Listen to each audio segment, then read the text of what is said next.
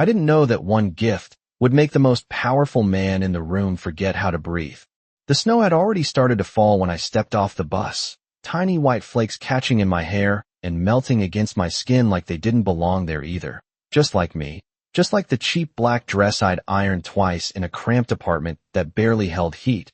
Just like the small box in my coat pocket that I couldn't stop touching as if it might disappear if I let go. I wasn't supposed to be at a party like this. Not at a mansion where the driveway alone stretched longer than a football field and the windows glowed gold against the dark sky like something out of a life I had never lived. But rent doesn't care about comfort, and neither do overdue bills, so I straightened my shoulders, pulled my coat tighter, and walked toward the entrance like I belonged. Even though every step felt borrowed, even though something inside me kept whispering that tonight was a mistake, the kind you don't get to undo. Inside, everything was light and warmth and soft music, crystal glasses clinking, voices low and polished, people who knew exactly where to stand and how to smile. And I stayed close to the edges, tray balanced in my hands, moving between tables like I was invisible, which was exactly how I needed it. Just get through the shift, collect the cash, go home. That was the plan. Simple, safe, forgettable, except nothing about tonight felt simple, especially not the box in my pocket. I had found it that morning, tucked inside a paper bag left outside my door with no note. No name. Just that same quiet pressure in my chest telling me not to throw it away, telling me to bring it here, which made no sense, because I didn't know anyone here, didn't belong to this world, and yet I kept it, carried it, like it was carrying me instead. I told myself it was just curiosity, just a strange coincidence, but the truth was heavier than that. The truth was I felt like I had been pulled into something I didn't understand, and I didn't know how to step out. The doors at the far end of the room opened without warning, and the air changed, not loudly, not dramatically, just enough that conversation slowed, heads turned, and I felt it before I saw him. That shift, like the room itself had decided to pay attention. Alexander Moretti walked in like he owned more than just the space, like he owned the silence that followed him. Tall, composed, dark suit cut so precisely it didn't wrinkle when he moved. His presence wasn't loud. It didn't need to be. It was controlled, deliberate, the kind of power that didn't announce itself because it didn't have to. I had heard the name before, whispered between staff, passed around like something you don't say too clearly, and I knew enough to understand one thing. Men like him didn't notice girls like me, which meant I was safe. I kept my eyes down, focused on the tray, on the simple rhythm of pouring, serving, moving, but something pulled at me, a thread I couldn't see, and when I looked up, just for a second, his eyes were already on me, not scanning, not passing over, locked, like he had been, waiting, like he recognized something I hadn't even figured out yet. My breath caught, and I looked away too fast, pretending to adjust my grip, pretending I hadn't felt it, that sharp, quiet jolt under my ribs, but it stayed there, humming. The room continued around us, conversations picking back up, laughter returning, but nothing felt the same, not with that gaze lingering somewhere behind me, not with that box in my pocket suddenly feeling heavier than it had all night. I moved toward the back hallway, needing a second, needing distance, my fingers brushing against the small wrapped gift as if checking it was still real, still there. I should throw it away, I thought, leave it in the trash, forget it ever existed. But instead I took it out, stared at the clean paper, the simple ribbon, no tag, no clue, just something quiet and waiting, and before I could stop myself, before logic could catch up, I turned back toward the main room, toward him. He was standing near the window now, speaking to someone, but not really listening. I could see it in the way his posture stayed too still, like part of him was somewhere else, like part of him was already with me. I don't remember deciding to walk over. I don't remember crossing the distance. Only the sound of my own heartbeat in my ears and the strange calm that settled over me as I stopped a few feet away. His conversation paused, his attention shifting fully, completely, to me, and for a second, no one else existed. I held out the box, my hand steady even though everything inside me wasn't. This was left for you, I said, the words coming out softer than I expected, like they belonged to someone braver. Someone who didn't feel like they were stepping into something they couldn't control. He didn't take it immediately. His eyes moved from my face to the box, then back again, searching, calculating, and then, slowly, he reached out, his fingers brushing mine for the briefest moment, warm, controlled, and something about that contact sent a sharp, unfamiliar chill through me, like recognition without memory, like something I had forgotten was suddenly too close. He opened the box without looking away from me, the lid lifting with quiet precision, and then everything stopped, not the music, not the room, but him. His fingers froze around the edge, and for the first time since he walked in, his control slipped, just enough to see it, just enough to feel it. A small, almost invisible tremor running through his hand, his breath catching like the air had changed, like the world had shifted in a way only he could see. I didn't understand what was inside, not yet, but I understood the reaction, and that was worse, because men like him didn't react. They decided, they commanded, they remained untouched. But right now, he looked like something had reached through years of silence and found him. His voice, when it came, was lower than before, not louder, not harsher, just different, like it carried something heavier beneath it. "Where did you get this?"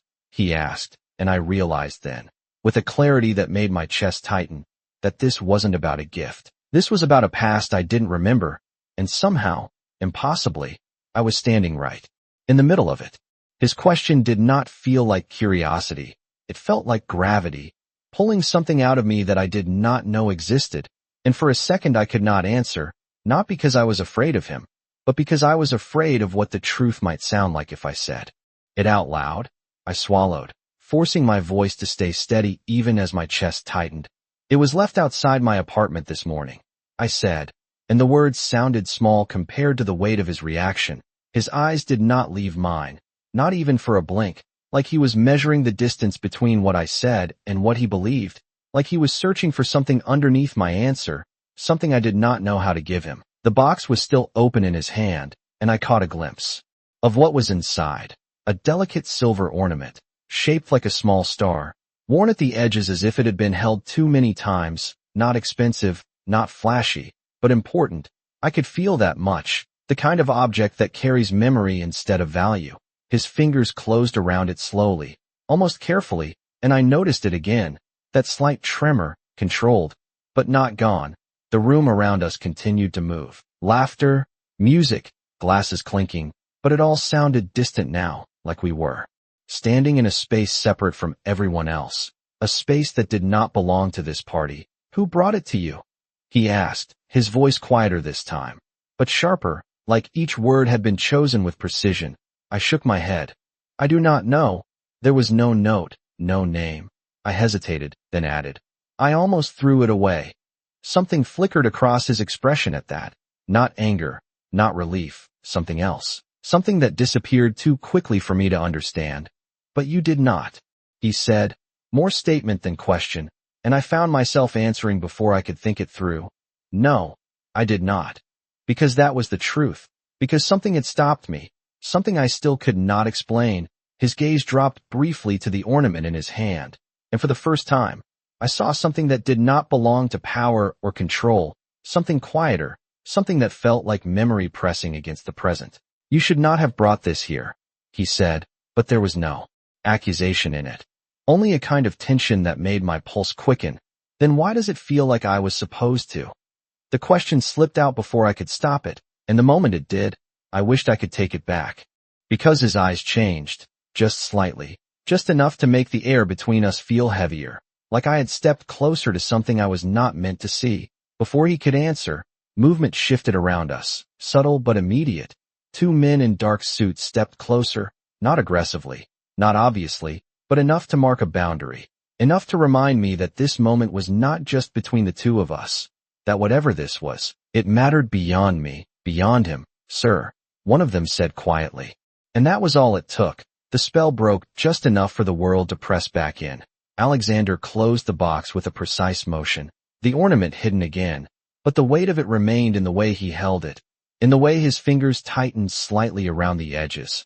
"We are not finished," he said to me, not loudly, not forcefully, but with a certainty that made it sound like a fact rather than a choice. My breath caught, and I realized then that I was no longer standing at the edge of this world. I had stepped into it, without understanding how or why. "I need to go back to work," I said, The words automatic, a weak attempt to reclaim something normal, something safe. But even as I said it, I knew it did not matter. Not anymore. He studied me for a moment, as if weighing something I could not see, then gave a small, almost imperceptible nod. You will, he said. And there was something in the way he said it that made it sound temporary, like permission, not freedom. I turned. Before I could second guess it, before I could look at him again and lose whatever thin thread of control I still had, my steps felt uneven as I moved back into the crowd. The tray in my hands suddenly too light, too insignificant compared to what had just happened. I tried to focus on simple things, pouring drinks, answering quiet requests, smiling when expected, but everything felt off, like I was moving through a version of the room that no longer matched reality. Every sound was sharper. Every glance felt heavier. And beneath it all, that same question echoed in my mind. How did you find this? I did not have an answer, not a real one. But something else had started to form, something quieter, more unsettling. Not how, but why? Why me? Why now? Why that box? I caught my reflection briefly in a mirrored wall. My face looked the same tired eyes, same careful expression. But something behind it had shifted, something that made me look like a stranger to myself.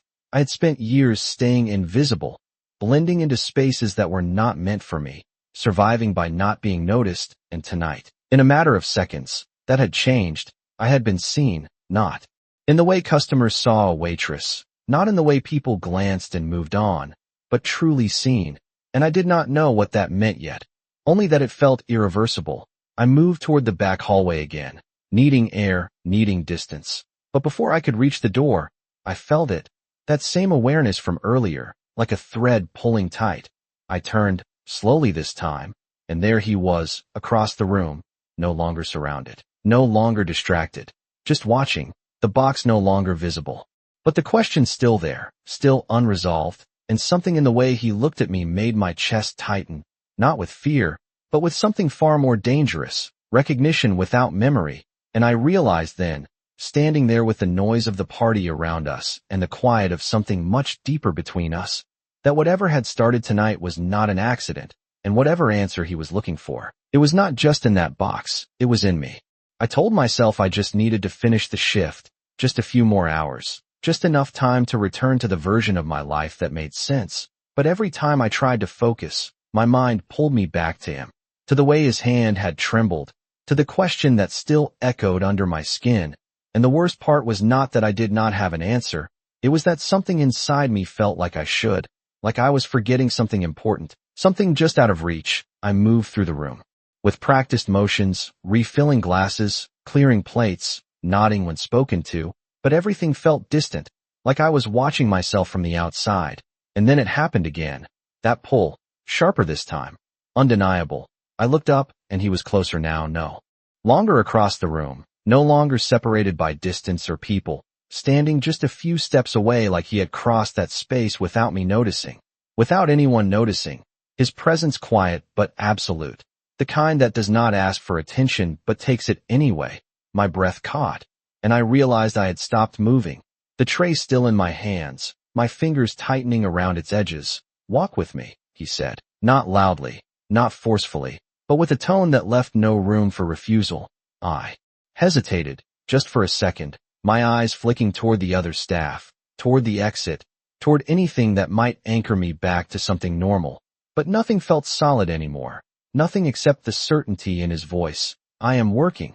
I managed. Even though the words felt weak the moment they left my mouth, his gaze did not change, did not soften. But something in it shifted, something quieter, more dangerous. Not right now, he said. And before I could argue, before I could step back, one of the men behind him took the tray from my hands with a polite nod, like it was the most natural thing in the world, like my choice had already been made.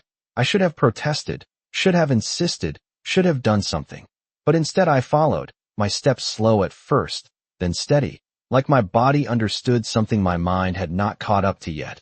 He led me away from the noise, through a hallway lined with soft light and quiet walls, the music fading behind us until all that remained was the sound of our footsteps and the steady rhythm of my own heartbeat. We stopped near a large window that overlooked the snow-covered grounds. the glass reflecting the two of us back in a way that felt almost unreal, like a scene I was not meant to be part of. He turned then, fully facing me, and for the first time since this started, there was no one else around. No watchers, no interruptions. Just him and the question that had not been answered. "Tell me exactly what happened." "This morning," he said, his voice calm, controlled, but there was something underneath it now, something urgent that did not match his composure. I took a breath, trying to organize my thoughts, trying to make sense of something that had not made sense all day. I woke up late. I began, my voice quieter than I intended.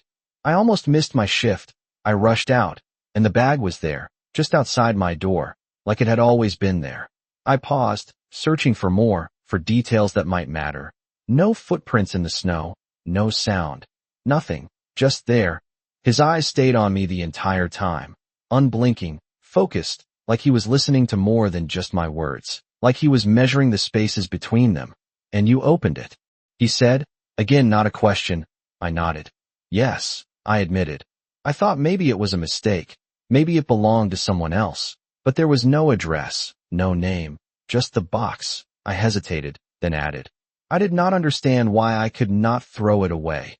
The silence that followed felt heavier than anything he had said, his gaze dropping briefly, not away, but inward, like he was following a thought that had already begun to take shape.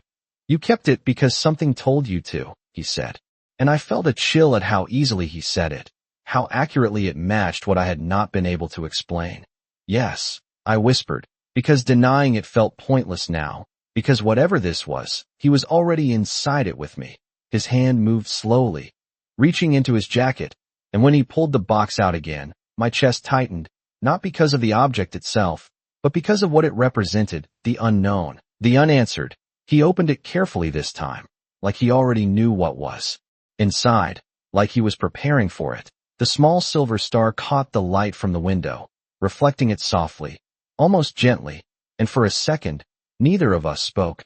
"This does not belong to you," he said finally, his voice lower now, more controlled than before, but I could still hear it, that edge beneath the calm. "I know," I said, because that part had always been clear, even if nothing else was. His eyes lifted to meet mine again, sharper now, more focused. "Then why does it feel like it does?" he asked, and the question hit me harder than anything else he had said, because I did not have an answer, not one I could explain, but the feeling was there, undeniable, like the object was not just something I found, but something that had found me. I shook my head slightly, my fingers curling at my sides. "I do not know," I admitted, and for the first time, that uncertainty felt dangerous, like it meant more than confusion, like it meant connection. His expression shifted again, subtle, but unmistakable, like a piece of something had just fallen into place, something he had been searching for. "You were there," he said, so quietly I almost thought I imagined it. My breath caught, my heart stuttering for a second before finding its rhythm again. "There?" I repeated, confused, but something in my chest tightened, like the word had brushed against a memory I could not see. He took a step closer, not threatening, not aggressive, just enough to close the distance between us, enough that I could feel the warmth of his presence in the cold light from the window. "Think," he said, his voice steady, but insistent. "Think about it carefully." And I tried. I really did. I searched through every memory I had, every fragment of the past that might connect to this moment. But all I found was emptiness, a blank space where something should have been, something important, something that now felt like it had been taken or hidden or forgotten on purpose. "I cannot," I said, my voice barely above a whisper, because admitting that felt like losing something I did not even know I had. His gaze did not soften, but it changed, just slightly, like he was seeing me differently now, not just as someone who had brought him an object, but as something more, something tied to it in a way neither of us fully understood yet. And in that moment, standing there with the snow falling outside and the silence pressing in around us, I realized something that made my chest tighten. This was not just about the past he remembered, it was about the past I did not, and somehow, impossibly, they were the same. The way he said it stayed with me, not loud, not forceful, just certain, like a truth that had been waiting longer than either of us had. and I could feel it pressing against something inside my chest that refused to surface, something just out of reach. I shook my head again, slower this time, like maybe if I gave it more time the answer would come. But it did not. It just stayed there, that empty space where something should have been, and the silence between us stretched until it felt like it might break. "You are wrong," I said finally, not because I believed it completely, but because I needed something to hold on to, something that belonged to me. I would remember something like that. My voice sounded steadier than I felt. But the moment the words left me, I saw it, the shift in his eyes, not doubt, not hesitation, something else, something closer to certainty. Like my denial only confirmed what he already knew. "Memory does not always choose what to keep," he said quietly, his gaze still locked on mine. "Sometimes it chooses what to hide." The words settled into me in a way I could not ignore, because they felt too close to something I had never questioned before, something I had accepted without thinking. My past had always been simple, or at least I had believed it was, a small apartment, a string of jobs, a life built piece by piece without anything extraordinary to anchor it. No dramatic turning points, no moments that stood out enough to define who I was. Just survival, just routine. But now, standing here with him, that simplicity felt wrong, like it had been edited, like something had been removed. "I did not hide anything," I said, but my voice had changed, softer now, less certain. Because doubt had found its way in, quiet but persistent. He did not respond immediately. Instead, he studied me, not in the way people usually do, not assessing, not judging, but searching, like he was trying to see something beneath the surface, something even I could not see. "What is the earliest thing you remember clearly?" he asked, and the question caught me off guard. I blinked, trying to understand why that mattered. "Why does that matter?" I asked, deflecting, but he did not move, did not look away. "Answer the question," he said, and there was no force in it. But there was no room to refuse either. I hesitated, then closed my eyes for a moment, trying to reach back, trying to find something solid, something clear. "I remember my apartment," I said slowly. "I remember working my first job. I remember." I stopped, because the memories felt scattered, disconnected, like pieces that did not quite fit together, like they had been placed there without a beginning. Before that, he pressed, and I felt it again, that resistance, like my mind was hitting a wall. "I do not know," I admitted, opening my eyes again. "It is just blank." The word felt heavier than it should have, because I had never thought about it that way before, never questioned why there was nothing before a certain point, never asked what might be missing. His expression did not change, but I saw it, that confirmation, like this was exactly what he expected. "You were there," he repeated, and this time it did not sound like a question at all. My chest tightened, a strange pressure building beneath my ribs, not pain, not exactly, but something uncomfortable, something that made it harder to breathe evenly. "Where?" I asked again, but my voice sounded different now, not just confused, but unsettled, like part of me already knew I might not like the answer. He looked down at the small silver star in his hand, turning it slightly so the light caught its edges, and for a moment, the room felt smaller, quieter, like everything had narrowed down to that single object. "This was not just a decoration," he said, his voice lower, almost distant, like he was speaking more to the memory than to me. "It was a promise." The word lingered in the air between us, heavy with meaning I did not understand. "A promise," I repeated, my mind trying to catch up, trying to connect something that still felt just out of reach. He nodded once, slowly. "It was given on a night that changed everything." His eyes lifted back to mine, sharper now, more intense. "A night you should remember." The pressure in my chest tightened, sharper this time, and suddenly, without warning, something flickered, not a full memory, not clear, just a fragment, a flash of light, soft and warm, a voice I could not quite hear, laughter that felt distant and close at the same time. My breath caught, my fingers curling slightly at my sides. I started, but the image slipped away before I could grasp it, leaving behind only the echo of something that almost existed. I shook my head quickly, like I could force it back, like I could hold on to it if I tried harder, but it was gone. "I saw something," I said, my voice barely steady. His focus sharpened instantly, every part of him still except for his eyes. "What did you see?" he asked, And there was something in his tone now, something urgent, something that made my pulse quicken. I do not know, I admitted, frustration creeping in. It was just a flash, nothing clear. His jaw tightened slightly, not in anger, but in restraint, like he was holding back something he did not want to show. Try again, he said, softer this time, but no less intense. I closed my eyes once more, forcing myself to focus, to push past the blank space, to reach for whatever had been there. But the harder I tried, the more distant it felt, like it was retreating, like it did not want to be found. I cannot, I said finally, the words heavier now, more frustrating than before, because I knew something was there. I had felt it, even if I could not see it clearly. He was quiet for a moment, and when I opened my eyes again, he was watching me in a way that made my chest tighten all over again, not just with tension, but with something else, something deeper, something that felt almost like recognition.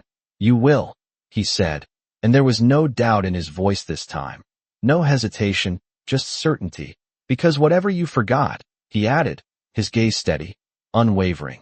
It did not forget you. The words settled into me, heavier than anything else he had said, and I realized then that this was not just about finding an answer.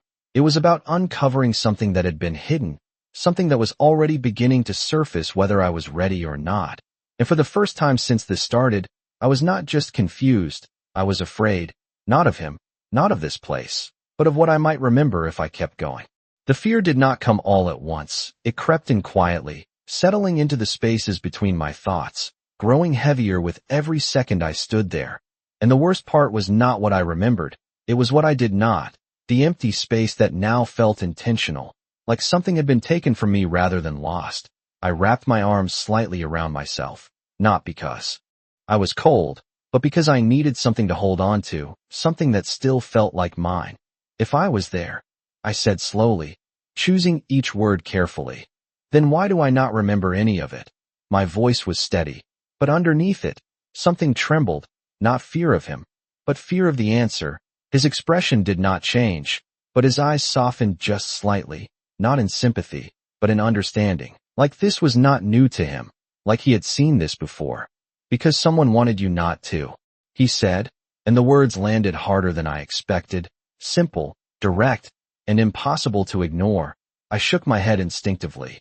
That does not make sense, I replied, but even as I said it, doubt pressed in again, quiet but persistent, because nothing about this made sense, not the box, not him, not the way my own mind seemed to resist me.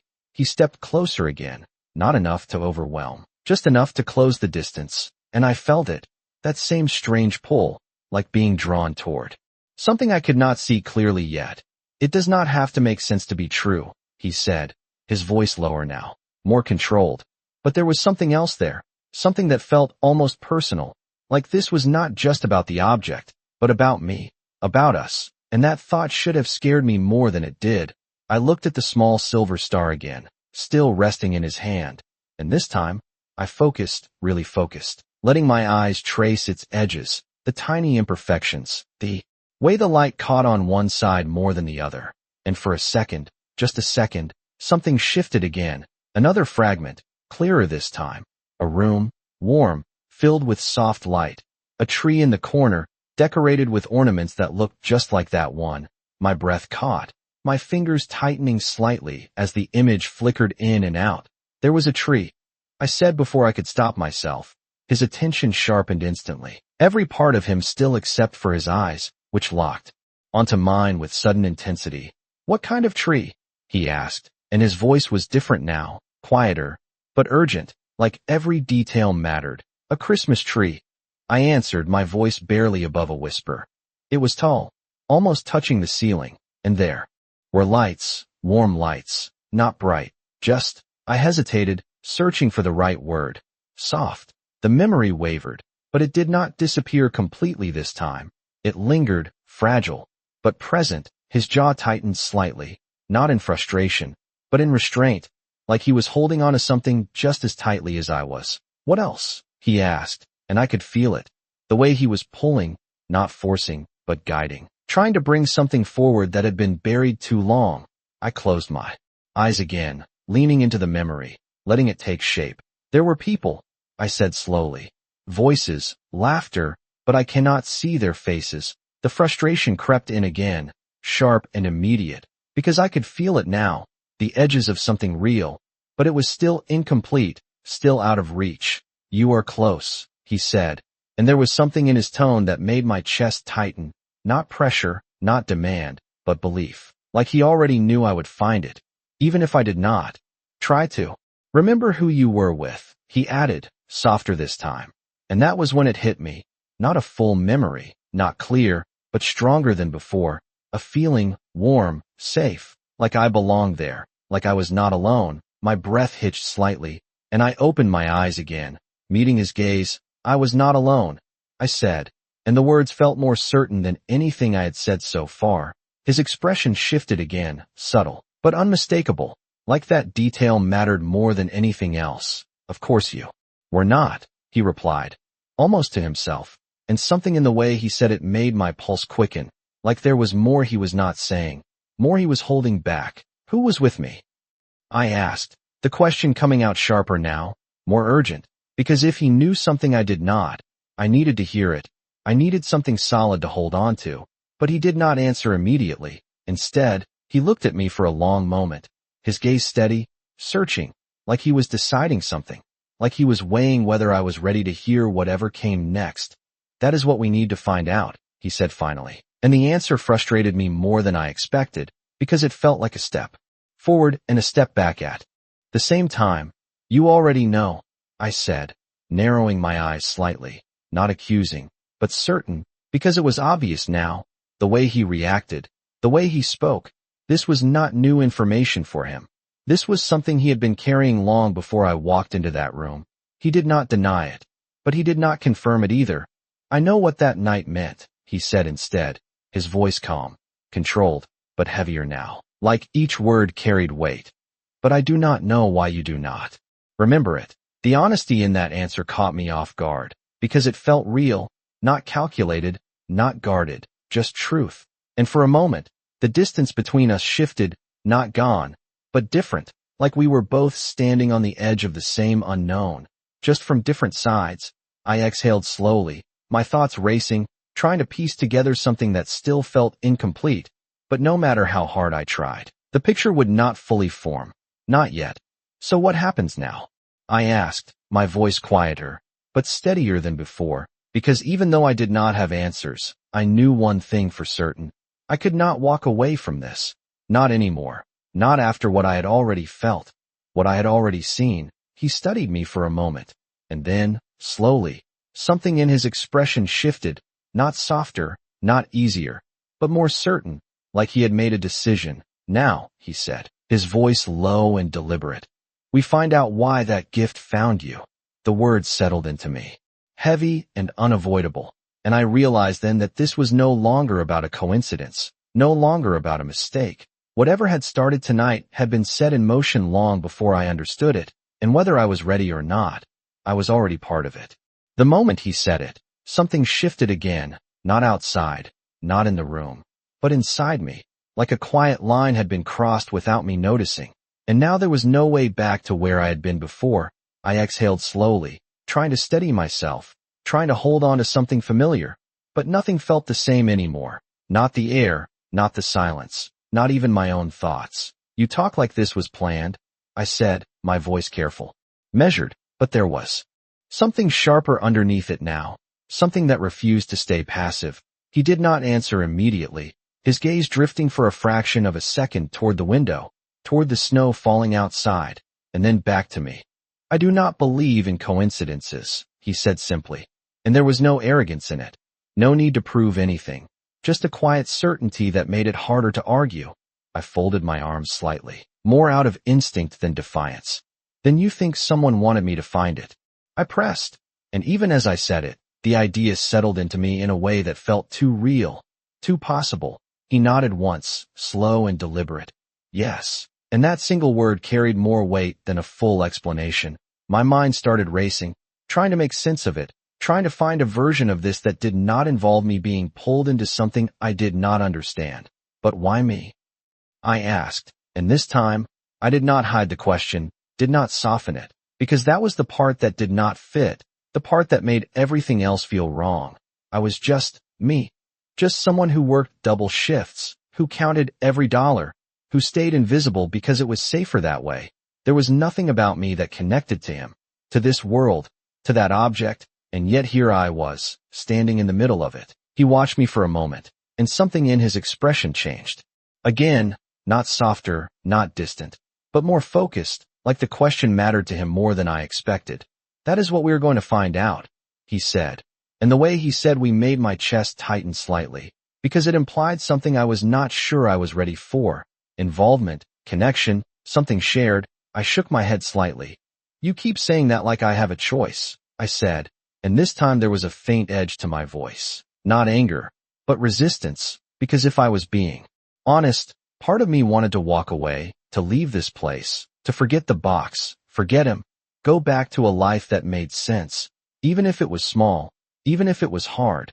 But another part of me, quieter but stronger, refused to let that happen, because something had already started, something I could not ignore. He held my gaze, unshaken. "You always have a choice," he said.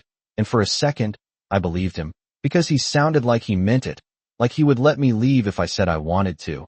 But then he added, softer, "But you will not walk away from this." And that was when I realized he was not guessing. He was certain, and the worst part was, so was I. I looked away for a moment, my eyes drifting back to the snow outside, watching it fall in slow, steady patterns, trying to find something calm in it, something simple, but even that felt different now, like the world itself had shifted just enough to remind me that nothing was the same. "What are you not telling me?" I asked quietly, because I could feel it now, the missing pieces, the things he knew but had not said. He did not respond right away, and that silence felt deliberate, like he was choosing his words carefully, like whatever he said next mattered more than anything that had come before. "That ornament," he said finally, lifting the box slightly, "was not meant to leave that night." My attention snapped back to him instantly, my pulse quickening. "What do you mean?" I asked, because the way he said it made it sound like a rule had been broken, like something had gone wrong. He held my gaze, steady, unwavering. "It was given to someone," he continued, "and it stayed with them." He paused for just a second, and I could feel it, that shift, that moment where everything was about to change, until it did not. The words were simple, but they carried something heavier, something that made my chest tighten again. "So you were saying it was lost?" I asked, trying to piece it together, trying to keep it grounded in something logical, something I could understand, but he shook his head slightly. "No," he said, his voice quieter now, more controlled. "I am saying it disappeared." And the difference between those two words settled into me immediately, sharp and clear. Lost was accidental, something misplaced, something forgotten, but disappeared, that was intentional. That meant something had happened, something had changed, and suddenly, the fragment I had seen earlier, the tree, the lights, the feeling of warmth, it all felt different, less like a memory and more like the edge of something much bigger, something I had not been ready to see. "And you think I was there when that happened?" I said slowly, my voice barely steady, because now it was not just a possibility, it was starting to feel real. He did not hesitate this time. "I know you were," he said, and there was no doubt in his tone, none at all. The certainty in his voice made my breath catch, because it left no room for denial, no space to hide behind uncertainty. "Then why do you not just tell me what happened?" I asked, the frustration finally breaking through, because I needed something solid, something clear, something that would make sense of all of this. But he stepped closer instead, not enough to overwhelm, just enough to shift the space between us again, his presence steady, controlled. But there was something else there now, something that felt almost personal. "Because this is not my memory to give you," he said. And the words stopped me completely, because I had not expected that, had not expected him to draw that line, to refuse in that way. "It is yours," he added, softer now, but no less certain. "And when it comes back, it will change everything." The way he said it made my chest tighten all over again, because I could feel it now, the truth behind it, the weight of something waiting just beneath the surface, something that was already starting to move, to shift, to come back whether I was ready or not. And for the first time, I realized this was not just about finding answers. It was about facing something that had been hidden from me for a reason, and whatever that reason was, it was coming closer with every second I stood here.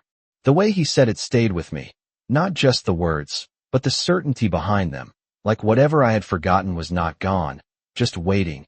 And that thought followed me even as the silence stretched between us again. Heavier now, filled with everything neither of us had said. I looked at him, really looked this time, at the control in his posture, the restraint in his expression, and something else beneath it, something quieter, something that did not belong to power or authority, something that felt almost like restraint against something deeper. You are asking me to trust something I cannot even see, I said, my voice steadier than I felt, because if I did not hold on to that, I might lose myself in whatever this was becoming. He did not look away, did not soften, but there was a shift, subtle but real, like he understood exactly what I meant. I am asking you to trust what you already feel, he replied, and the answer caught me off guard, because it was not what I expected, not logic, not explanation, just something instinctive, something that made it harder to argue. I exhaled slowly, my gaze drifting again toward the window, watching the snow fall in quiet, steady lines, trying to find something simple in it, something that still made sense, but even that felt different now, like the world had tilted just enough to make everything unfamiliar. And what if I do not want to remember? I asked, the question slipping out before I could stop it, because it was real now, the fear, not just of the unknown, but of what the truth might do once it surfaced. He did not answer right away, and that silence felt heavier than anything he could have said, like he was considering not just the question, but what it meant. Then you will spend the rest of your life wondering why this feels unfinished, he said finally, his voice quieter now, but no less certain, and the way he said unfinished made my chest tighten, because it was exactly right. That was what this felt like, not broken, not lost, but incomplete, like a story that had stopped in the middle without explanation. I swallowed, my fingers curling slightly at my sides, because he was right, and that made it harder, not easier. You talk like you have already lived through this, I said, studying him more closely now, because there was something in the way he spoke, something that did not sound like theory, but experience. His expression shifted, just slightly, and for a brief moment, I saw it. Something deeper, something older, something that did not belong to the man standing in front of me now, but to someone who had been shaped by something he did not talk about. I have lived through enough to recognize when something is not finished, he said, and that was all. No details, no explanation, just enough to confirm what I already suspected, that this was not just about me, not just about that night, but about something that had stayed with him long after it ended. I looked down at the box again, still in his hand, the small silver star hidden inside, and for the first time, I felt something different. Not just confusion, not just fear, but a strange, quiet pull. Like the object was not just connected to him, but to me as well, like it belonged somewhere. Between us, what happens if I remember everything? I asked, my voice softer now, because this question felt heavier than the others, more real. He did not hesitate this time. Then nothing will be the same, he said, and the honesty in his answer made my chest tighten again, because there was no comfort in it. No reassurance, just truth, and somehow, that made it easier to believe, easier to accept. I let out a slow breath, my thoughts racing, trying to find a way to step back, to slow this down, but every path I considered led back to the same place, the same question, the same unfinished feeling that would not leave me alone. And if I do not remember, I pressed, needing to hear it, needing to understand both sides. He watched me for a moment, his gaze steady, measuring, and then he said, then you will always feel like something is missing. And that was it. No drama, no emphasis, just a quiet statement that landed harder than anything else, because I already felt that, even before tonight, even before the box, there had always been something just out of reach, something I could never quite define, and now, for the first time, I understood why. The realization settled into me slowly, but once it did not leave. I straightened slightly, not because I felt stronger, but because I felt certain, and that was new. Then I do not think I have a choice, I said, and the words felt different this time, not forced, not reluctant, but honest, because the truth was I did not want to live with that question, not anymore. Something shifted in his expression, not a smile, not relief, but something close, something that acknowledged the decision without needing to say it out loud. "No," he said quietly. "You do not." And for the first time, that did not feel like control. It felt like understanding, like he had known all along where this would lead. And maybe that should have unsettled me more, but it did not, because part of me had known it too. Even if I had not admitted it yet, the silence between us returned, but it felt different now, less uncertain, more focused, like the direction had been set even if the path was still unclear.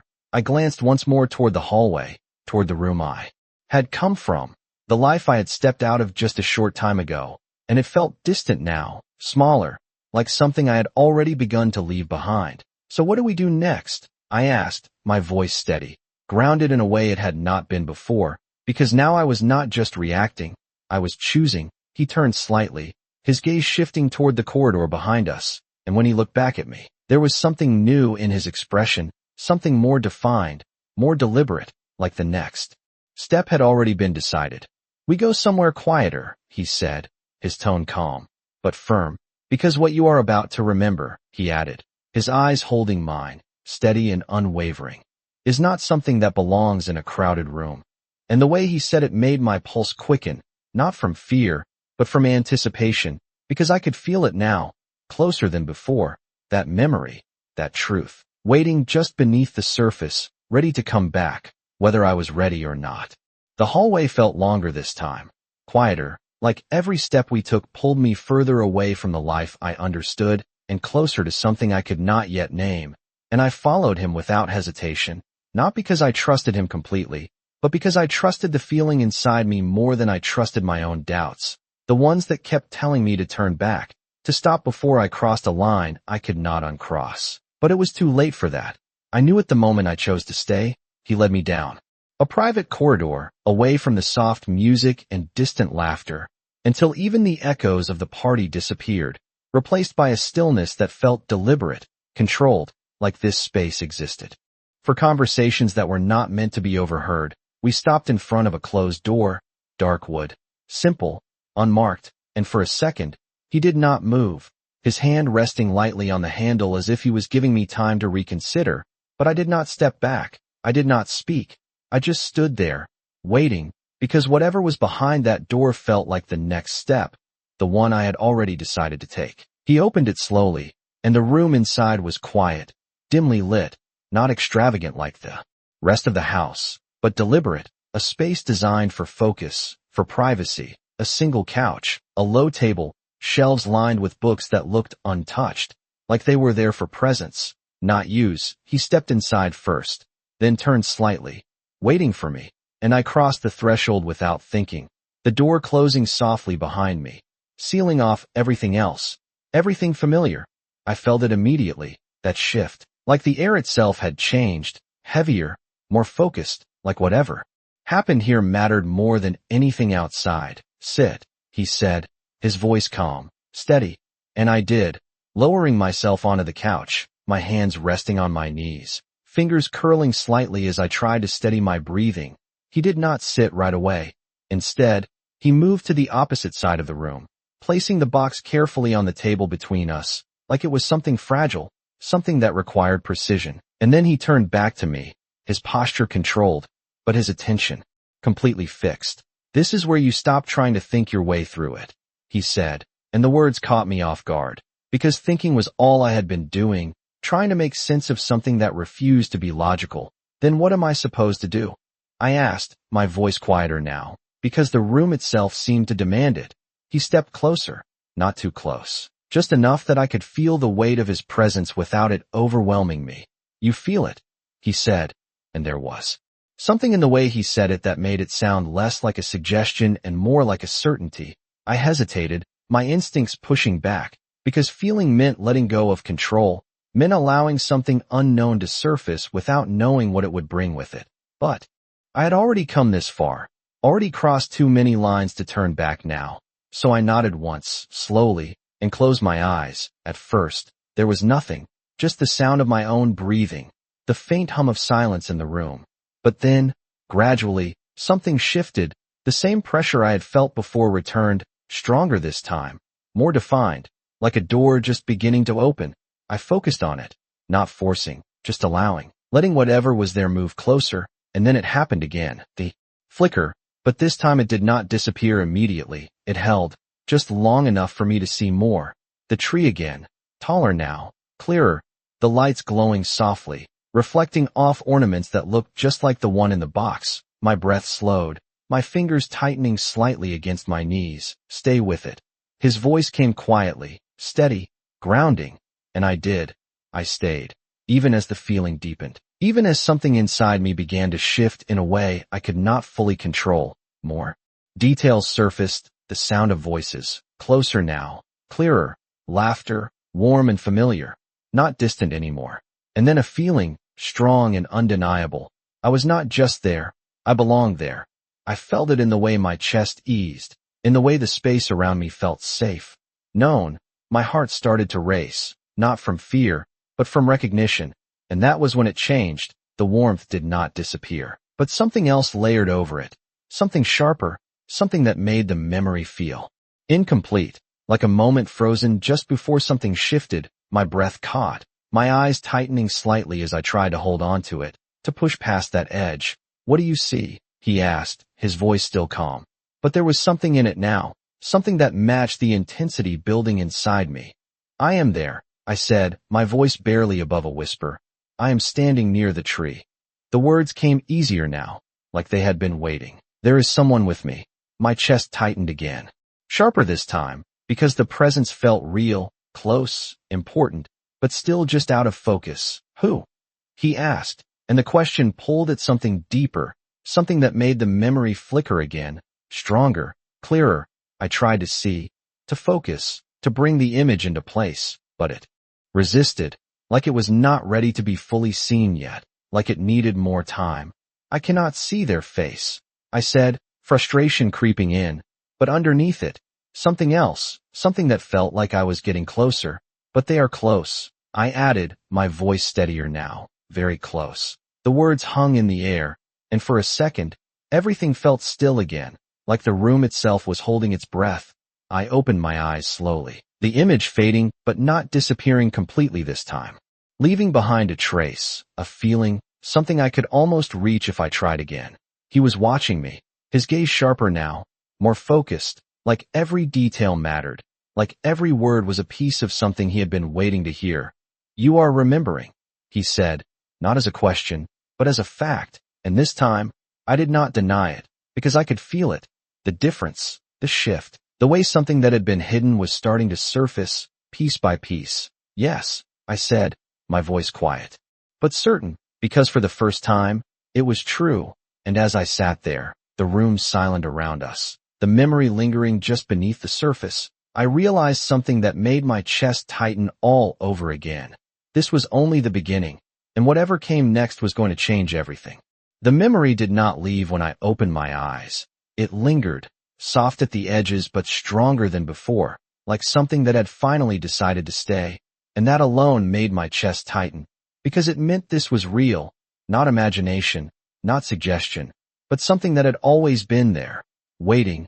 I drew in a slow breath, trying to steady myself, but my hands still felt different, like they did not fully belong to the moment I was in anymore, like part of me was still standing in front of that tree, still feeling that warmth I could not explain.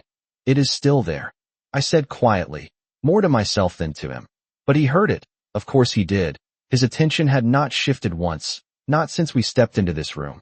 Then do not let it go, he replied, his voice calm, controlled. But there was something else in it now, something closer to urgency, not rushed, not forceful, but focused, like he knew exactly how fragile this moment was. I nodded slightly, my eyes lowering again, not fully closing this time, just enough to let the memory come forward without losing myself in it completely. The image returned easier now, clearer, the tree standing tall, the lights glowing softly, reflecting off glass and silver, the room around it warm, familiar, and then the feeling again, stronger this time, that sense of belonging, of safety, like I was exactly where I was supposed to be. My breath slowed, my shoulders relaxing slightly as I leaned into it, letting it build, letting it expand. There is music, I said softly, the detail coming without effort now, not loud, just soft, like it is playing in the background. I could almost hear it, not clearly, but enough to recognize the rhythm, the gentle rise and fall of something meant to comfort, meant to hold the moment together. And the lights, I continued, my voice steadier now. They are not just on the tree, they are everywhere. Along the walls, around the windows. I paused, because something about that detail felt important, like it was anchoring the memory in a way the others had not. He did not interrupt, did not guide this time, just listened, letting me move through it at my own pace. And that made it easier, made it feel like this was mine, not something he was pulling from me, but something I was reclaiming. You said you were not alone. He reminded me after a moment, his voice quieter now, less directive, more supportive, like he understood that pushing too hard would break whatever fragile connection I had found. I swallowed, focusing again, letting the image sharpen, and then I felt it. That presence, closer now, more defined, not just a feeling anymore, but a shape, a position, someone standing near me, just to my right. My heart started to beat faster, not from fear, but from something deeper, something that felt like recognition, like I had known this person once, like they mattered in a way I could not yet explain. They are beside me, I said, my voice barely above a whisper, because the closeness of it made everything feel more real, more immediate. Not far, just right there. My hand moved slightly without thinking, as if reaching for where they should be, and the gesture surprised me, because it felt natural, automatic, like something I had done before. Do you touch them? He asked, and the question sent a small jolt through me, because it made the moment sharper, more specific. I hesitated for a second, then focused again, letting the memory guide me instead of trying to control it, and slowly, carefully, I nodded. Yes, I said, the words soft but certain. I do. My fingers curled slightly, as if remembering the sensation, something warm, steady, real. My breath caught, because that detail made everything shift again, made the memory feel less distant and more like something I had lived, something I had felt. And what do you feel? He asked, and this time, his voice carried something else, something quieter, something that felt almost personal, like the answer mattered to him in a way that went beyond the memory itself. I swallowed, my chest tightening again, because this part felt different, deeper, like it was connected to something I had not fully understood yet. Safe, I said slowly, the word forming without hesitation. I feel safe. And the moment I said it, I knew it was true, not just in the memory, but in the feeling that stayed with me even now. And that realization made my breath catch, because safety was not something I associated easily, not something I gave without question, but in that moment, in that memory, it was there, clear and undeniable. The silence that followed felt heavier than before, not tense, not uncertain, but filled with something unspoken, something that seemed to stretch between us in a way I could not quite define. I opened my eyes then, slowly, and looked at him, really looked this time, and something shifted again, not in the room, not in the moment, but in the way I saw him, because suddenly, that feeling, that sense of safety, did not feel as distant as it should have, did not feel like it belonged only to the past. You knew about this, I said quietly, not accusing, not questioning, just stating what felt obvious now. His expression did not change, but there was a pause, a fraction of a second where something moved beneath the surface. I know what that night meant, he said again, but this time, the words carried more weight, more context, like they were connected to something he was not ready to fully reveal. I held his gaze, searching for something, anything that might connect him to what I was starting to remember. And then it hit me, not a full memory, not clear, but a flicker, sharper than the others, a shadow of a face, not detailed, not complete, but familiar in a way that made my chest tighten, my breath catching as the image tried to form, tried to come into focus. I think, I started, my voice faltering slightly as I leaned into it, trying to hold onto the fragment before it slipped away. I think I know them, I said, the words quiet but heavy, because they felt true even if I could not fully explain them yet. His gaze sharpened instantly, every part of him still, focused, waiting. Then do not stop, he said, and there was something in his voice now, something that matched the intensity building inside me. something that told me this was the moment, the one where everything would start to come together, or fall apart. I closed my eyes again, my heart pounding now. Not from fear, but from the weight of what was coming, because I could feel it, closer than ever, that missing piece, that truth that had been waiting all this time, just beneath the surface, ready to finally be seen. I leaned into it this time, not cautiously, not hesitantly, but fully, because I could feel how close it was now, that missing piece, that face just out of reach, and something inside me refused to let it slip away again. My breathing slowed, my focus narrowing until the room around me disappeared completely, until all that existed was the memory unfolding in fragments that were finally beginning to connect. The tree stood taller now, clearer, the lights warm against the darkness outside, reflecting in the windows like tiny stars, and I was there, not watching, not imagining, but standing inside it, present in a way that made my chest tighten. I could feel the floor beneath my feet, the faint hum of music in the air, the softness of warmth against my skin as if the cold outside had never touched me. And then, the presence beside me again, stronger this time, undeniable, not just a shadow or a feeling, but someone real, someone close enough that I could feel the space between us disappear. My hand lifted again without thinking, reaching for where they stood, and this time, I did not hesitate. I let the motion complete itself, my fingers closing around something solid, warm, and the contact sent a sharp, immediate recognition through me. Like a current running just beneath the surface, my breath caught, my chest tightening as the memory sharpened. I am holding their hand, I said, my voice unsteady now, not from fear, but from the intensity of it, from how real it suddenly felt. And I do not want to let go.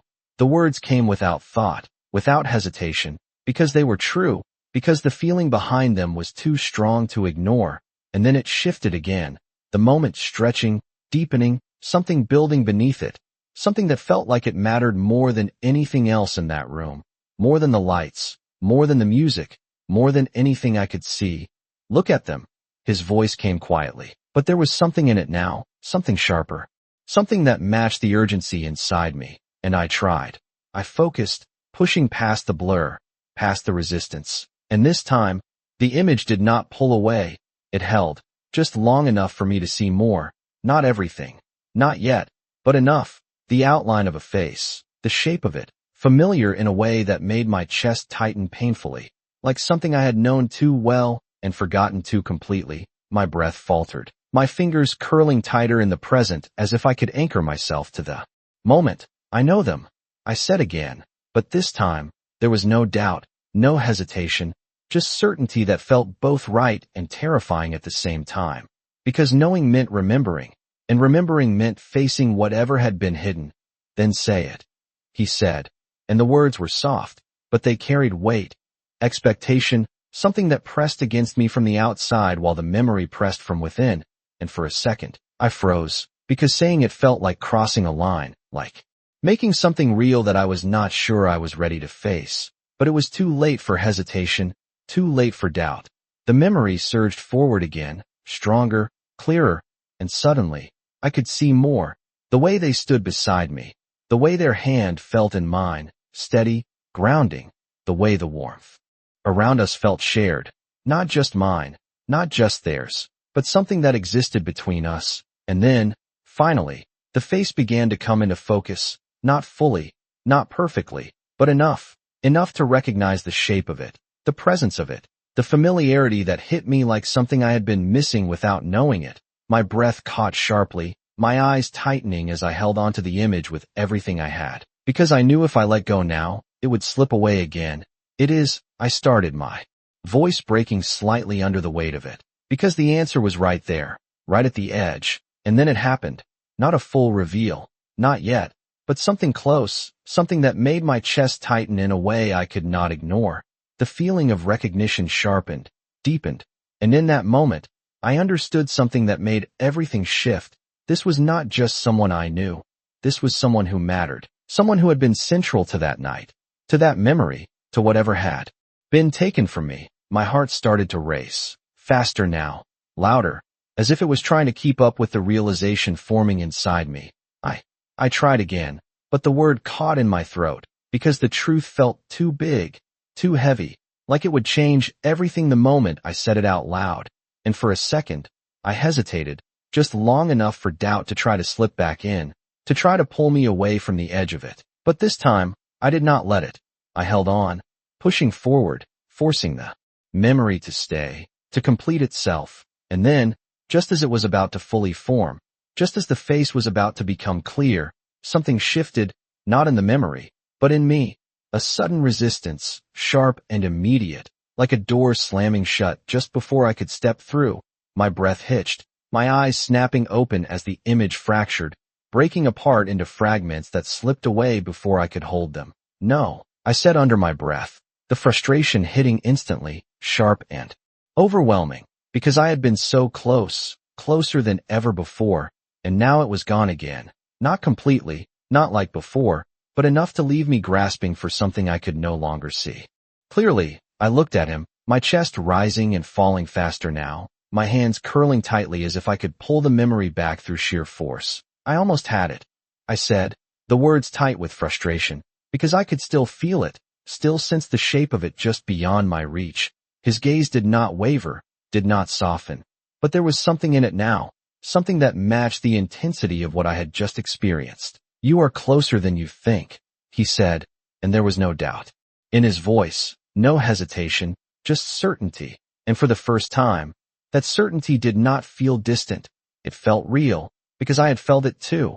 I had been there, at the edge of something that was finally ready to come back, and even though it had slipped away again, I knew now that it would not stay hidden for much longer, because whatever that memory was, whatever that truth held, it was already finding its way back to me, piece by piece, and the next time it came, I would not let it go. I could still feel it, the shape of that face just beyond my reach, like a word on the tip of my tongue that refused to be spoken, and the frustration did not fade this time. It settled deeper, sharper, because I knew now it was not gone. It was there, waiting, and that made it harder to accept the distance between what I almost remembered and what I actually knew.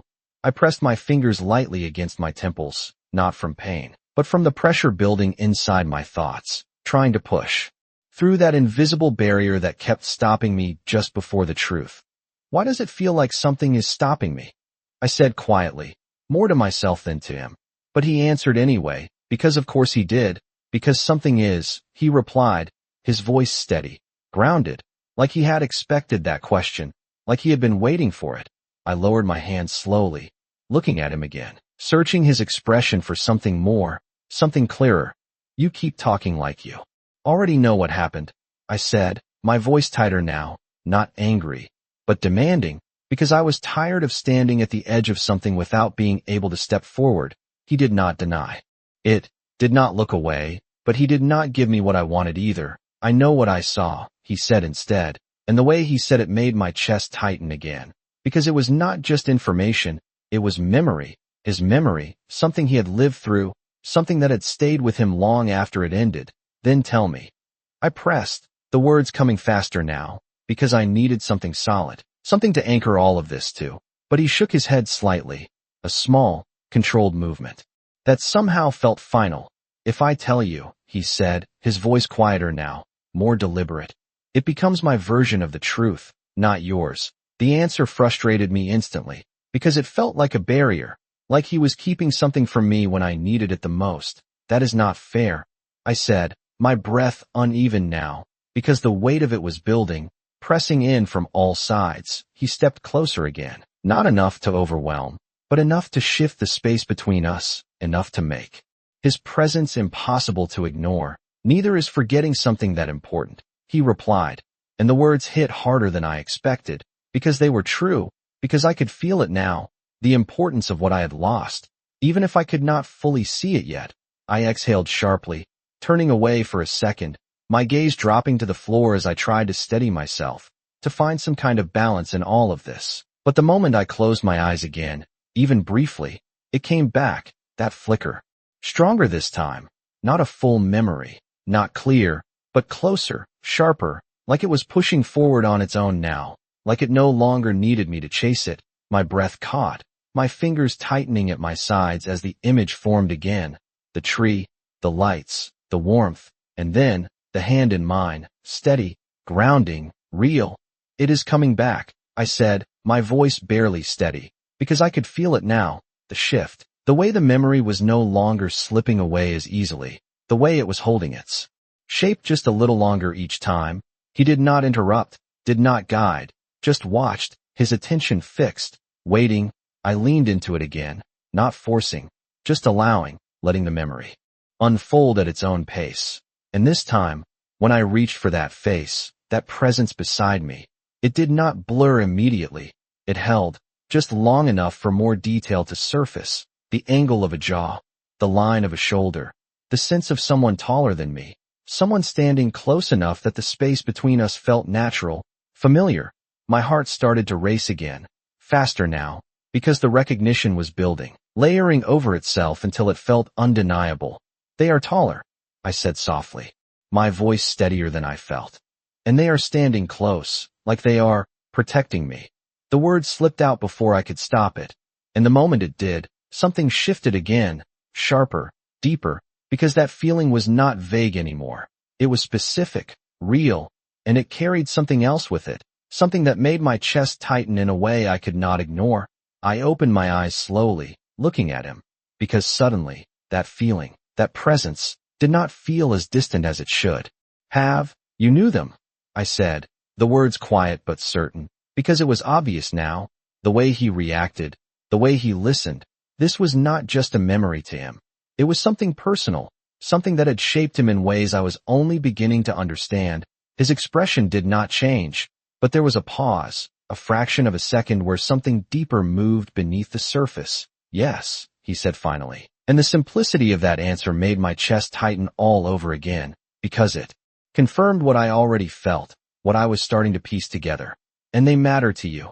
I continued, not asking, just stating what felt obvious now. His gaze held mine, steady, unwavering, and this time, he did not hesitate.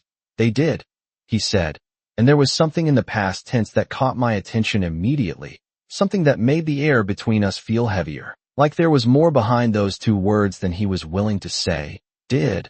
I repeated softly, because that detail mattered, because it implied something had changed, something had ended.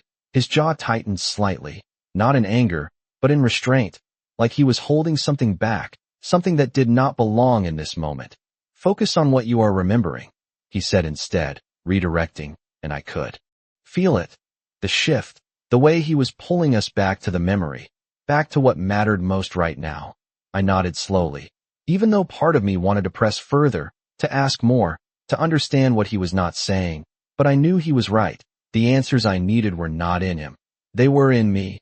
In the memory that was finally starting to return, I closed my eyes again, my breathing steadying as I leaned back into it, letting the image take shape once more, and this time, when I reached for that face, that presence, it held longer, clearer, the outline sharpening, the features beginning to form, not fully, not completely, but enough to feel the recognition rise again, stronger than before, enough to know that the next time, the next moment, it would not slip away again, because whatever that memory was, whatever truth it held, it was ready now, ready to be seen, and I could feel it, just beneath the surface, waiting for me to finally remember.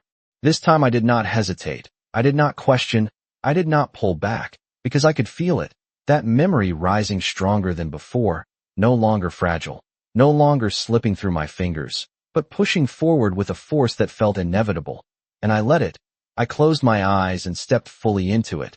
The room came back instantly, clearer than it had ever been, the tree glowing softly, the lights wrapping everything in warmth, the music gentle in the background, and I was there, fully. There, not just observing but living it, my hand still holding his, steady, familiar. And this time, when I looked up, when I forced myself to see, the image did not blur, it held, it sharpened, and suddenly, I could see more. The curve of his jaw, the line of his shoulders, the presence of him so close that it felt like the space between us did not exist. My breath caught, my heart racing as the recognition surged forward. Undeniable now, overwhelming. It is you, I said before I even opened my eyes, the words escaping me like they had been waiting too long. like they had finally found their way out after being buried for years, and when I opened my eyes, he was already watching me, his gaze sharp, unflinching, as if he had been waiting for that moment, for that exact realization. You were there. I continued, my voice unsteady now, not from doubt, but from the weight of what I was finally seeing, what I was finally understanding. His expression did not change, but something in his eyes shifted, something deeper, something that confirmed everything without him needing to say it out loud. The memory surged again, stronger, clearer, and this time it did not stop at the image. It moved forward, past the moment I had been stuck in, past the edge I had not been able to cross before. And suddenly, I saw more.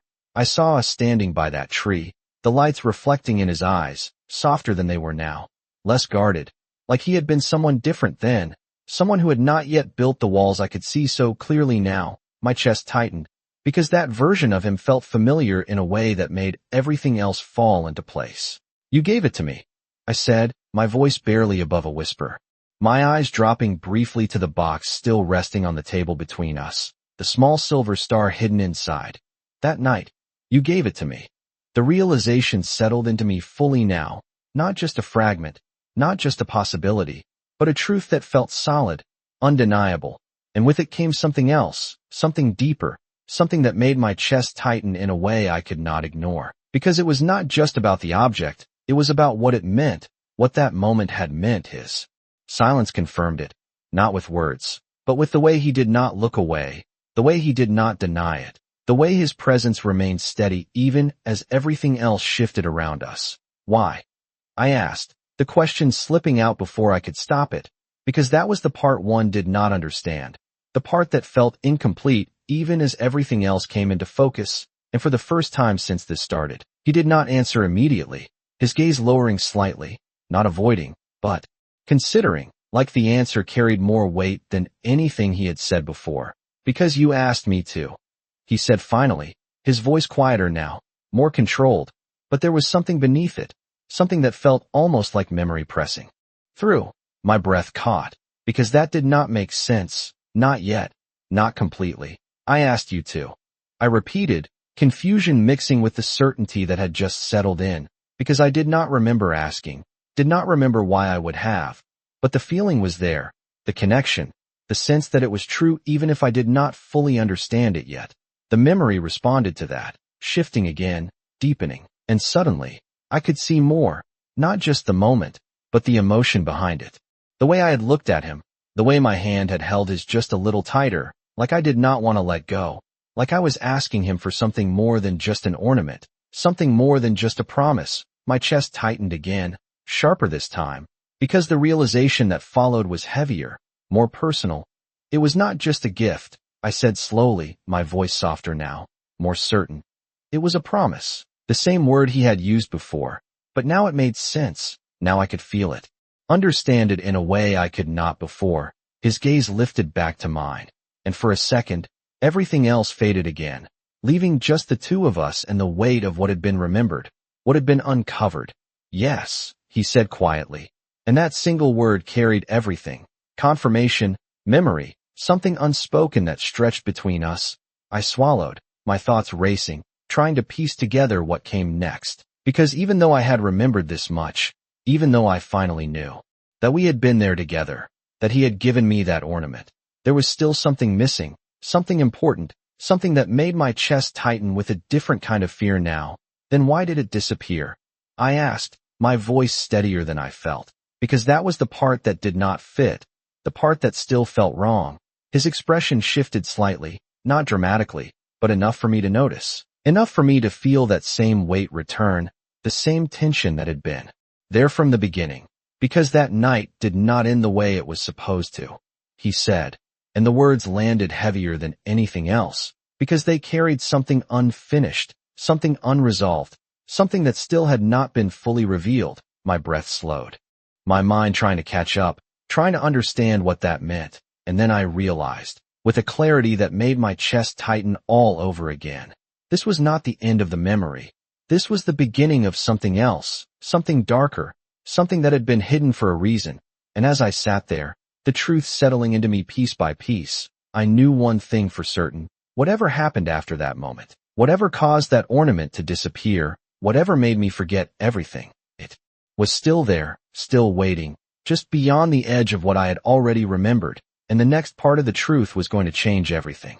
The silence after his words felt different this time, not empty, not uncertain, but heavy, like it carried everything that had not yet been said, and I could feel it pressing against me, urging me forward, urging me not to stop now, not when I had come this far, not when the truth was finally beginning to take shape. I drew in a slow breath, my gaze drifting to the box on the table, to the small silver star that had somehow brought me back to a night I had forgotten, a promise I had made, and man, I should have remembered. Then what happened next? I asked, my voice steady but quiet, because I already knew the answer would not be simple. He did not respond immediately, his gaze lowering slightly, not avoiding, but weighing, like the memory he carried was not just something to share, but something to face, and for the first time, I saw it clearly, not just control, not just power, but restraint. Like whatever that night had become, it had left something in him that had never fully settled. You left, he said finally, and the words landed softly, but the weight behind them was anything but. My chest tightened instantly, because that did not match the feeling I had just remembered, the warmth, the connection, the promise. None of it felt like something I would walk away from. No, I said without thinking, the word coming out sharper than I intended, because it felt wrong. It felt incomplete. That is not how it felt. I added, my voice softer now, but more certain, because the memory I had just touched did not end that way. It could not have. He looked at me again, and this time, there was something different in his eyes, something that felt closer to the past than the present. You did not leave because you wanted to, he said, and that changed everything. The air in the room shifted, the weight pressing in from all sides as the meaning behind those words settled into me. I felt it immediately, that same pressure from before, but stronger now, sharper, like the memory was no longer waiting. It was pushing, demanding to be seen. My breath caught, my hands tightening slightly at my sides as I closed my eyes again, not hesitantly, not cautiously, but because I knew now that the next part was there, waiting just beneath the surface. I stepped back into it, into the warmth of that room, the glow of the lights, the steady presence beside me. But this time, I did not stop at the moment we had been holding on to. I let it move forward, let the memory continue, and suddenly, everything shifted. The warmth did not disappear, but something changed, something subtle but undeniable. The room felt different, quieter in a way that did not feel peaceful, but tense, like something had entered the space that did not belong there. My heart started to beat faster, the feeling spreading through the memory just as strongly as it did in the present. I could feel it now, the shift, the moment where everything turned. My grip tightened around his hand in the memory, not out of comfort, but out of instinct, like I knew something was wrong before I fully understood it. My breath quickened, my focus sharpening as the scene unfolded further. Something changed. I whispered, my voice barely steady, because I could feel it now. The difference. The moment where the night stopped being what it was and became something else entirely. Yes. His voice came quietly, not interrupting, just confirming, like he had been waiting for me to reach that point. I pushed forward, forcing myself not to pull back, not to retreat from what I was starting to see. And then it came, not as a clear image, not as something I could fully describe, but as a feeling so strong it overpowered everything else. Urgency, confusion, the sense that something was happening too fast for me to understand. My chest tightened, my breathing uneven as I tried to hold on to it, to see more, to understand what had happened next. But the memory resisted again, not completely, not like before, but enough to blur the details, to keep the exact moment just out of reach. I did not choose to leave, I said, the realization forming as I spoke, because I could feel it now, the truth behind it. Even if I could not see every detail, his gaze held mine, steady, unwavering. No, he said, and this time, there was no hesitation at all, no distance, just certainty. You did not. The confirmation settled into me, heavy and undeniable, and with it came something else, something deeper, something that made my chest tighten in a way I could not ignore, because if I had not chosen to leave, if something had forced that moment to end, then everything I had built since then, Every memory I thought was mine. Every piece of my past I had accepted without question. It was all missing something. Something that had been taken. Something that had been hidden. I opened my eyes slowly, looking at him. Really looking this time. Not just at the man standing in front of me, but at the connection between us. The one that had been there all along, hidden beneath everything I had forgotten. "You have been looking for me," I said, the words quiet but certain, because it was clear now. The way he reacted, the way he knew, the way he had not let this go. His expression did not change, but something in his eyes confirmed it, something that did not need to be spoken.